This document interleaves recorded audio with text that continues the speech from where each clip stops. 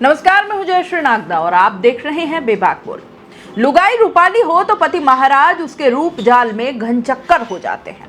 दिमाग जैसे कुंद हो जाता है और अक्ल उसके रूप में ही अटक जाती है। और सोचो, लुगाई रूपाली भी हो और उसका व्यवहार भी और अदाएं भी दिल जीतने वाली हो तो फिर तो पति महाराज 24 घंटे गेल में ही रहेंगे। तो ये जो स्क्रीन पर जिस रूपाली लुगाई की फोटो आप देख रहे हैं वो दिखने में गजब की खूबसूरत और संस्कारी भले ही लग रही है, लेकिन भाई साहब इसने जो कांड किया है ना, वो सुन करके आप रूपाली लुगाइयों से तौबा कर लेंगे। आदित्य मिश्रा नाम है इनके पति का। शादी के लिए लड़की देख रहे थे और देखते देखते नरसिंहपुरा की पूजा दुबे दिख गई। बस अशोक मिश्रा जी रूप जाल के मोहपाश में ऐसे फंसे कि वहीं रमण गए। माँ बापू से जिद ठान बैठे, बापू लुगाई तो यही लानी है, यही चाहिए। बेचारे बापू सीधे साधे से थे और बहुत ज्यादा संपन्न नहीं थे, लेकिन हंसता खेलता खाता पीता परिवार था। बापू और माँ लड़की को देखने पहुंचे, साथ में लल्ला को भी ले गए। लड़की ऐसी संस्कारी लगी कि बापू को लग गया कि यही अपने घर की बहू बननी चाहिए। इतनी संस्कारी इस जमाने में आखिर मिलती भी कहाँ है। बस फिर क्या था, मिश्रा जी की धूमधाम से शादी हुई पूजा दुबे जी से। भाई साहब जैसे ही शादी हुई, पूजा दुबे अपने पूरे संस्कारों का तामझाम लेकर ससुराल वालों और पतिदेव की सेवा करने लगी। पूरा ससुराल पूजा पूजा करते नहीं थकता और बेचारा पति महाराज वो तो इस खूबसूरत लुगाई का ऐसा दीवाना हुआ था कि घर का घर में रहता, कहीं बाहर जाना ही बंद कर दिया। अब हुआ क्या साहब, सब कुछ बढ़िया चल रहा था और फिर एक दिन एक युवक आया इनके घर। नाम था आकाश नेमा। पूजा ने उसको सारे ससुराल वालों से मिलवाया कि आकाश मेरे दूर के रिश्तेदार हैं, भैया बोलती हूँ उनको, और इनके बड़े बड़े लोगों में जान पहचान है। पूजा के ससुराल वाले बड़े इंप्रेस हुए। अब आकाश नेमा का उनके घर आना जाना अक्सर होने लगा।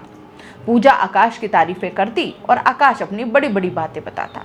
अब बेचारा पूजा का खसम और उसका ससुर थे सीधे साधे भोले भाले, उनकी बातों में आ गए, मान लेते।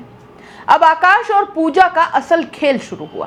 पूजा ने कहा कि आकाश की बड़े बड़े लोगों में बहुत जान पहचान है और वो उनसे बात कर मेरी अच्छी सरकारी नौकरी लगवा देगा, लेकिन उसके लिए कुछ पैसा देना पड़ेगा। अब साहब थोड़ा थोड़ा करके आदित्य और उसके बापू से पूजा और आकाश ने 38 लाख रुपए ले लिए, लेकिन साला नौकरी लगी नहीं। अब लगेगी कहां से, होती तो लगती। कोई कितना भी सीधा या भोला क्यों ना हो, उसको अपना पैसा जब जेब से जाता है तो उसकी रिकवरी तो चाहिए। अब आदित्य आकाश और पूजा से पैसा मांगने लगा। वो कह देते कि होता तो देते, नौकरी का भी बस झांसा ही था। घर में कलेश हो ही रहा था और पूजा के रंग ढंग भी सामने आने लगे, यानी कि अब तो पैसे मांगने पर आकाश और पूजा ने पति और ससुर को धमकाना तक शुरू कर दिया।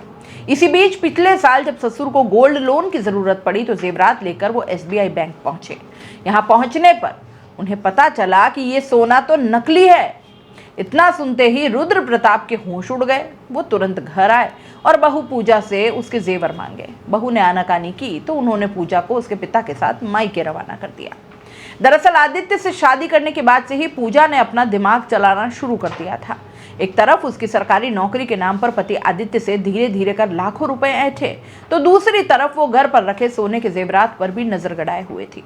पूजा ने घर पर रखे असली जेवरातों की फोटो लेकर अपने बॉयफ्रेंड आकाश को भेजी।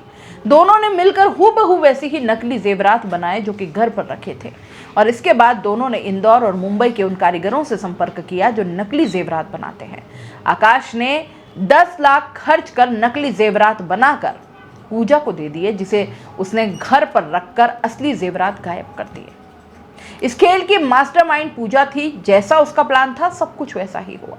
जब ससुर और पति को यह इल्म हुआ कि दोनों के साथ धोखा हो चुका है तो दोनों ने पूजा दुबे और उसके प्रेमी आकाश नेमा के खिलाफ केस दर्ज कराया।